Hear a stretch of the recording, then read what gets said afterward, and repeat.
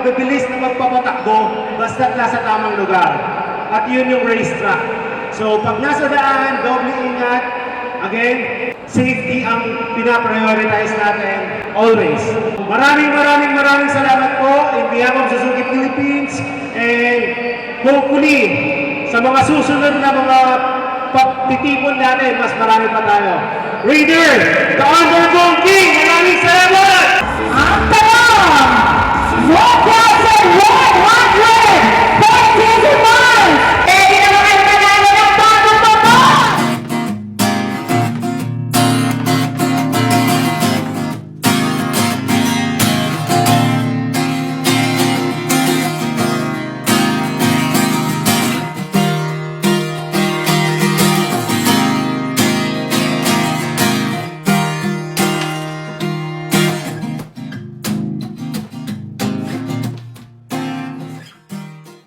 Ayong buntag dra kaninyong mga amigo mga amiga. Today ay papunta po ako ng Davao City. Time check po ay 3 AM po ng umaga ngayon. At isa po tayo sa maswerteng na imbitahan ng Team Suzuki Philippines para makita at masaksihan ang Suzuki Raider Big Ride ng Mindanao.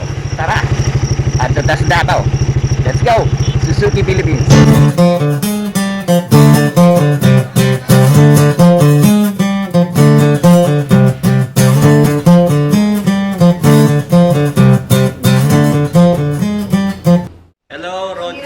Shoutout po sa'yo.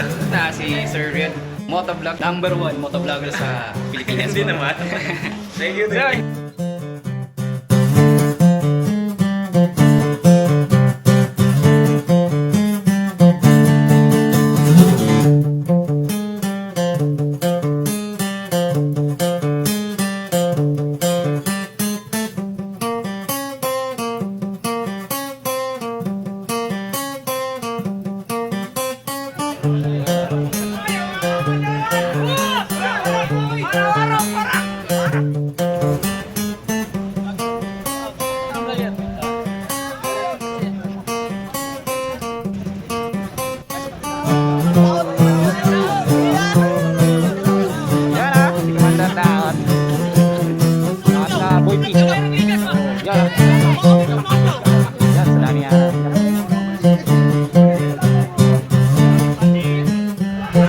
Lahat ng mga grupo ng mga rider, no?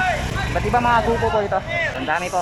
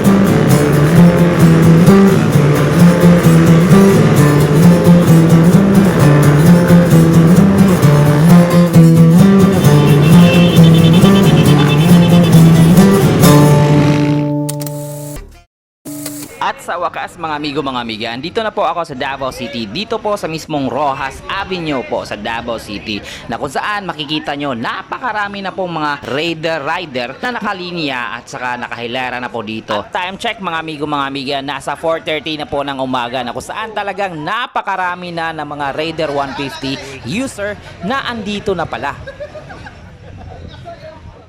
So basta pag maayong buntag dira kaninyo mga amigo mga amiga no. So naana ko diri sa Davao City para sa pag-attend sa big event sa Suzuki Philippines, ang Suzuki Raider Big Ride Mindanao, kung saan in-invite po tayo at isa tayo sa napili na mag-cover. So akala ko kasi kasama ako sa motorcade ng mga Suzuki Raider 150. So ayan, pinupunta na lang ako dito sa Blueberries Hotel dyan sa likod kasi tinawagan ko po yung isa sa organizer o yung isa sa nag-email sa akin na papasama sa pag-cover ng event na ito. So tara, let's go. So ayan, punta tayo, pasok tayo. So it's a great morning. So nasa 5 AM na ata ng umaga. Okay, shoutout nga pala kay Boy Baldo tsaka kay Sir Tupe Motovlog. So mga isa na sa mga batikan na mga vlogger Dria sa Mindanao. So shoutout sa ila ha. So kami Dria tulo ang nakakaron paabot. Librita mo. Kana. Kakauna na pagkulit tuwa ganina ba? Gutom mo kayo eh. Live si ano? Ako kay nakinom po daan ng protein. Na po na. Kaya itong last time, di ba? Ingon nila, alas 5 daw ang kaon.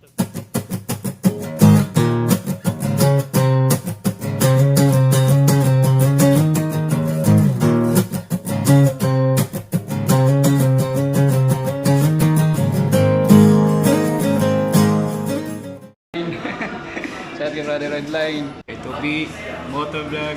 kay Sir Baldo. Shout out. So my dear friends.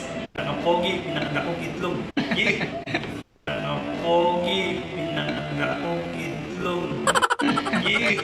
So ayun mga amigo, mga amiga, andito po kami sa Blueberries Tourist Hotel na kung saan ay mga vlogger or sa mga magka-coverage po ng event dito. Sa big event po ng Suzuki, kung saan ay dito po kami. So free breakfast po kami. Shoutout nga pala kay Ma'am Trina. Siya po yung nag-invite po sa akin. So Ma'am Trina from Suzuki po. Ayan, ang ganda dito. Yan, so shoutout sa mga ibang mga vlogger dito. So ito po yung aming ano, Put it as starting point. Is breakfast. Arrive here Sarap. or early at 5:30 AM. Ganyan So kami kain tayo.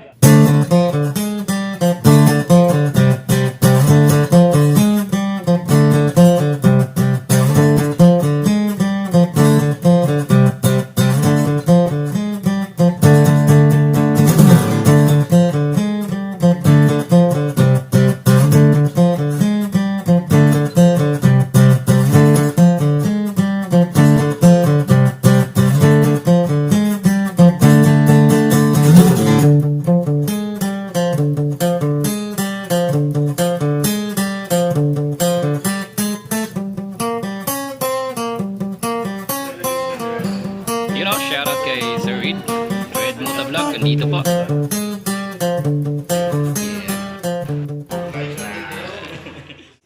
Hello, Ron Chris. Shoutout po sa'yo. Ingat Hello. palagi. Thank you. Basta mga amigo mga amiga na si Sir Red Motovlog, isa sa number 1 motovlogger sa Pilipinas. Hindi po. naman. Thank you. So, ina-idolo talaga ng mga ano, mga motovlogger. Si Sir Red. Mabait at saka Thank you po. approachable din siya kasama.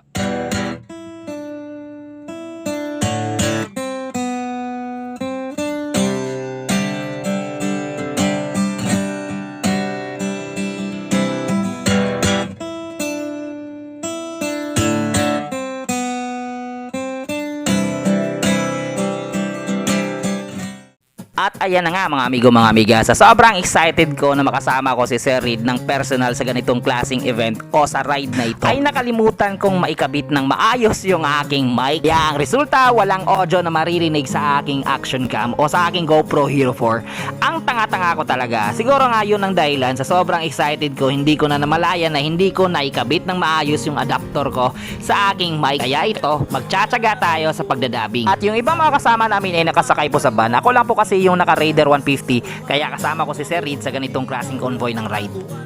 Bangon na at pagsapit ng gabi, tampo lalong lumalaki. Gusto ko lampingan, ngunit may hungat na namamagitan. Ang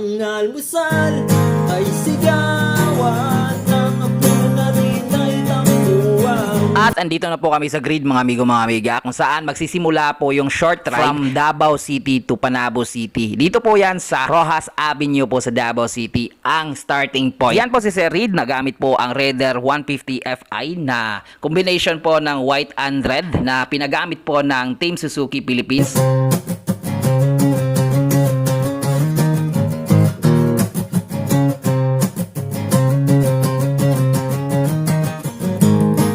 Ayan mga amigo mga amiga, nabigyan na po ako ng jersey para at least uniform po tayo sa mga rider po na kasali po dito kasi sasama po tayo sa convoy bilang isang simpleng motovlogger po na magka-coverage po sa event na ito. At talagang mamamangha ka sa napakarami pong nag-join at sumama sa ganitong klaseng big event ng Suzuki. So napakarami pong mga Raider 150, iba't ibang mga generation po ang makikita mo dito. Lahat po kasali po, pwede po yan Generation 1, Generation 2, Generation 3, as long as naka Raider 150 po kayo. Kasali po kayo dito. Pwede po kayong sumama sa ganitong klase big event ng Suzuki Philippines. Kung makikita nyo, napakahaba po ng mga nakahilera na mga Raider 150 dito na side na daan. At sa kabila din po, meron din po palang mga nakahilera po doon na mas mahaba na mga Raider 150. Sobrang haba po nito na convoy ng ride from Davao City to Panabo City. Ayan, kasama din nga pala si Commander Daot na kung saan ay first time kong ma-meet siya ng personal. Ayan, nagbibihis po siya ng jersey. So yan po si Commander Daot, so isa sa Batikan at saka kilalang vlogger po dito sa Pilipinas. Foreigner po yan na marunong magbisaya. So taga Davao City na po yan siya dito. At malapit po yan na kaibigan po ni Kulas o ni Becoming Pilipino na kung saan ay mga sikat po yan na mga foreigner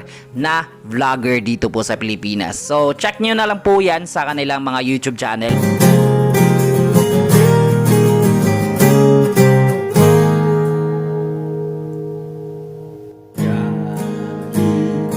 Nasa piling na naliligo ka sa sampal.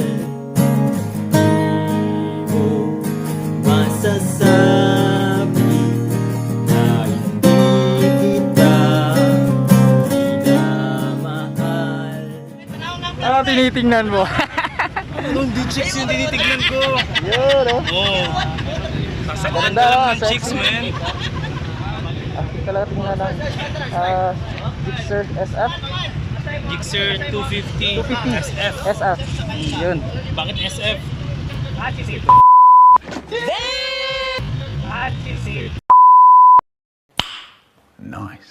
Super fast. Super fast. Shoutout Joke kay lang yun. Boy Maldo! Na-demonetize tayo. Super fast. Yun ah.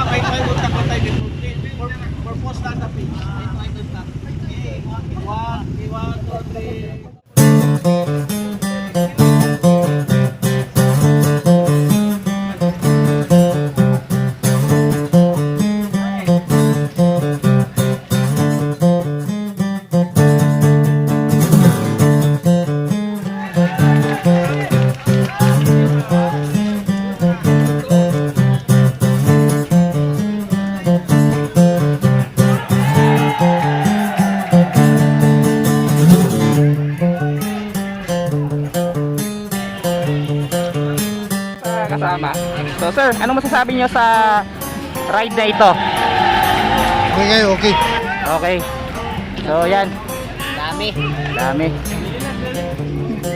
Ayan mga amigo mga amiga, simula na po yung ride. So let's go!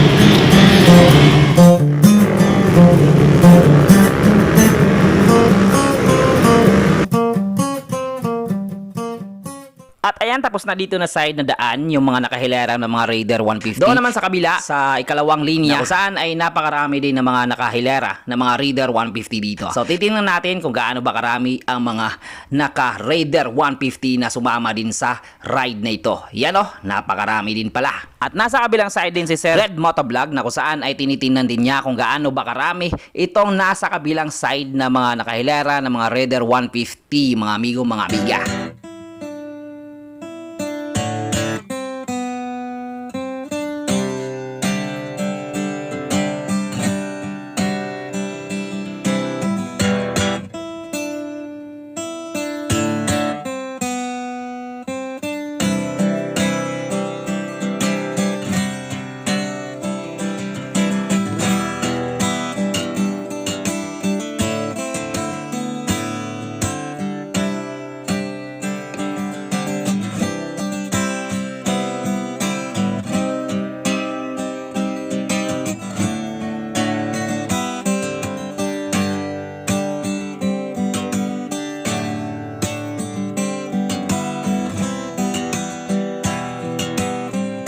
At sa sobrang dami na sumali at sumama sa ride na ito at sa haba-haba ng convoy na ito, kanina pa ako umo-overtake, hindi ko maabutan yung pinakaunahan ng convoy na ito. Talagang napakasulit at napakasayang sumama sa ganitong klaseng napakalaking event ng Team Suzuki Philippines. Napakalaki ng pasasalamat ko sa nag-invite sa akin, especially kay Ma'am Trina, no? It's a very great honor na ma-invite niyo po ako sa ganitong klaseng prestigious na event na kung saan isa tayo sa maswerteng simpleng content creator na mabigyan ng pagkakataon na ma-vlog at ma-share sa inyo kung gaano katibay yung unity ng iba't ibang mga clubs at organization in terms sa Suzuki Raider 150. Lahat po sila nito ay halos hindi sila magkakakilala kasi iba't ibang mga grupong ito. So, believe talaga ako sa Team Suzuki, no? So, napag-isa nila ito, mga iba't ibang mga grupo dito sa Mindanao upang sumama sa ganitong klaseng napakalaking event, itong Suzuki Raider Big Ride Mindanao.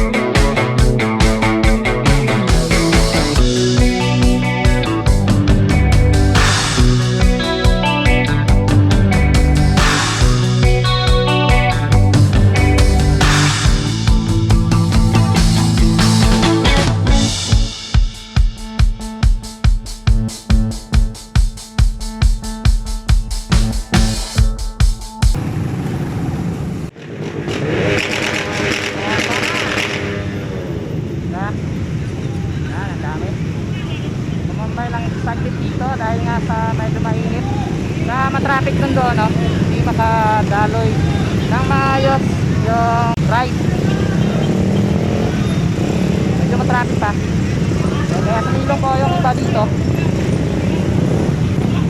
Shoutout din kay brother, no, with his Raider 150 na talagang mamamangha ka kasi naiiba. Siya lang po yata yung nakita ko dito na merong big tires at ang lapad talaga ng kanyang mugs na ginamit, no. Napaka-astig, kakaiba. Kasi mostly ng mga nakasali dito, kung hindi man siya standard o stock, ay naka-street bike ang pormahan. So ito, napakalaki ng kanyang gulong sa harapan at sa likuran. Ayan, at least meron kayong idea, no, kung may plano kayong papalakihin yung mga gulong ng Raider 150, no. Ayos na ayos din, di ba? Siyempre, ito naman ang aking motor mga amigo. So, simple lang talaga. All stock pa rin yung kanyang makina. Wala pa po akong ginalaw sa aking makina. Kaya nagtatagal po ito. So, almost 13 years ko na po itong ginagamit as my daily rides. So, si Styler.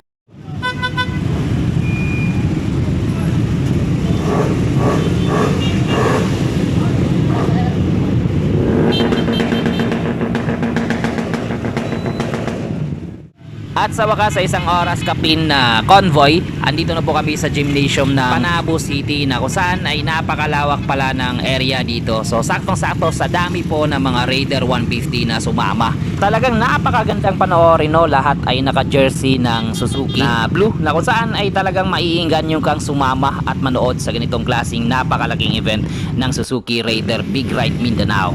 At yan po ang Panabo Gym, no? Napakalaki din. So saktong-sakto sa ganitong klaseng event. Shoutout din kay brother, no, with his Raider 150 Fi na naka-tie look o street bike concept na kung saan ay ito po talaga ang usong-uso mostly sa mga Raider 150 ngayon. Syempre, para maipakita ko sa inyo ang kaibahan ng street bike concept doon sa kanina na naka-big tires, di ba?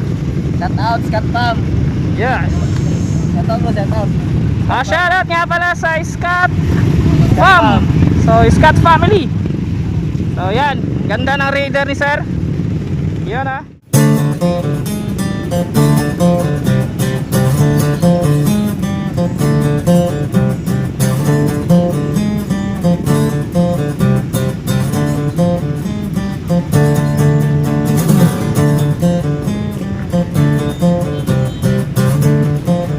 Ito po yung Raider na ginamit ni Sir Reed Motovlog.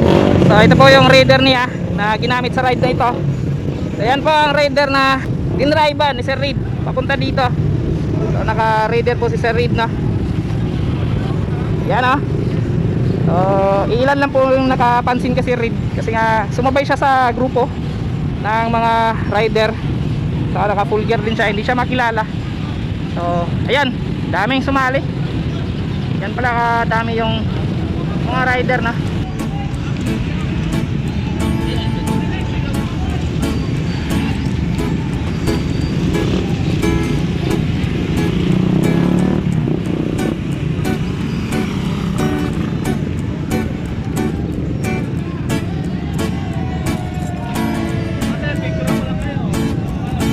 Look out the stars, look how they shine for you, and everything you do. They were all yellow. I came along, I wrote a song for you, and all the things you do.